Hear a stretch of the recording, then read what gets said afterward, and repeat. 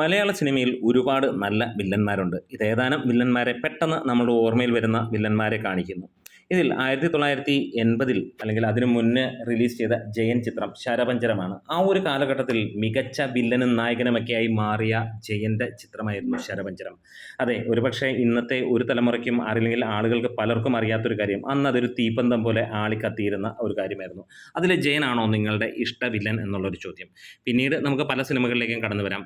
കീരിക്കാടൻ ജോസ്, അതായത് ആ ഒരൊറ്റ പേര് കേൾക്കുമ്പോൾ ആളെ നമുക്ക് എല്ലാവർക്കും അറിയാം. കിരീടം എന്ന ചിത്രത്തിൽ ഏറ്റവും ഹൈലൈറ്റായി നിന്ന ആദ്യമായി ആ ഒരു സിനിമയിലൂടെ അഭിനയം കാഴ്ചവെച്ച കീരിക്കാടൻ ജോസ് തന്നെയാണ് ഏറ്റവും മികച്ച വില്ലനായി ആ ഒരു കാലഘട്ടത്തിൽ വന്നത്. അതിനു മുമ്പ് 1980കളിൽ ആദ്യ സിനിമയിലൂടെ വന്ന മോഹൻലാലാണ്. മോഹൻലാലിൻ്റെ നരേന്ദ്രൻ എന്ന കഥാപാത്രം മഞ്ഞിൽ വിരിഞ്ഞ പൂക്കൾ, ആ ഒരു കാലഘട്ടത്തിലെ ഏറ്റവും വലിയ വില്ലനായി, പിൽക്കാലത്ത് മലയാളം കണ്ട ഏറ്റവും വലിയ നടനായി മാറിയ മോഹൻലാലിൻ്റെ ചിത്രത്തിൽ അരങ്ങേറ്റം കുറിച്ച രാജൻ പി ദേവ്, കുഞ്ഞിക്കിളിയെ ആ കൂടെവിടെ എന്നുള്ള ആ ഒരു പാട്ട്, ആ ഒരു പാട്ടിലെ അദ്ദേഹത്തിൻ്റെ ആ ഒരു വേഷം, കാർലോസിനെ കണ്ട് അന്ന് ആ ഒരു കൊടൂര വില്ലനായി, നായകൻ്റെ മുകളിൽ നിൽക്കുന്ന വില്ലനായി വരുന്ന ഒരു കാഴ്ച നമുക്ക് കാണാൻ കഴിഞ്ഞു. ഇതിൽ കണ്ടിരിക്കുന്ന എല്ലാ വില്ലന്മാരും അങ്ങനെ തന്നെ ഉള്ള ആളുകളാണ്.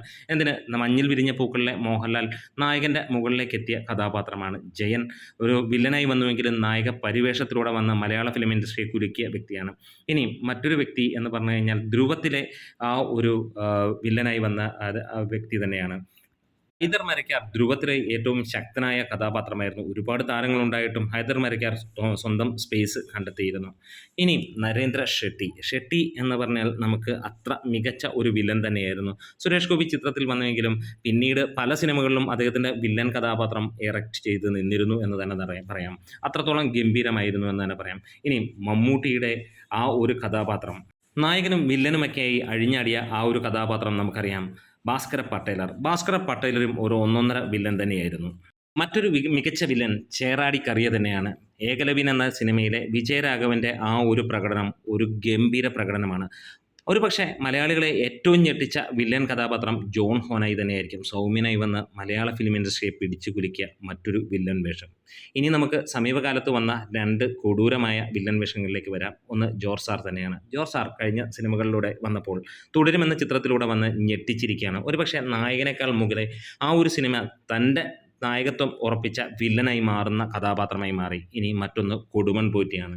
നായകനും വില്ലനുമൊക്കെ താൻ തന്നെയാണ് ഈ ഒരു മലയാള ഫിലിം ഇൻഡസ്ട്രിയിൽ എന്നുള്ളത് പൂർണ്ണമായും തെളിയിച്ചിരിക്കുന്ന മമ്മൂട്ടി കഥാപാത്രം തന്നെയാണ്.